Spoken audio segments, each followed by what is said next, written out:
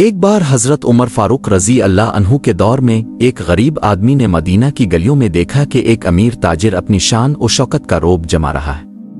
وہ غریب آدمی سیدھا امیر تاجر کے پاس گیا اور کہا، تمہاری یہ دولت تمہیں اللہ کے ذکر سے غافل کر رہی ہے۔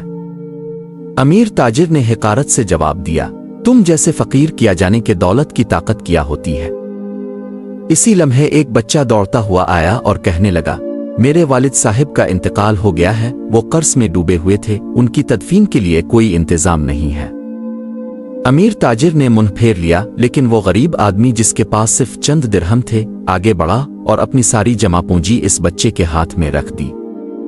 تب غریب آدمی نے تاجر کی طرف دیکھ کر کہا، دولت وہ نہیں جو بینک میں ہو، دولت وہ ہے جو تم اپنے ساتھ قبر میں لے جاؤ گے۔ ایسی اسلامک معلومات سننے کے لیے ہمارے چینل کو سبسکرائب کریں۔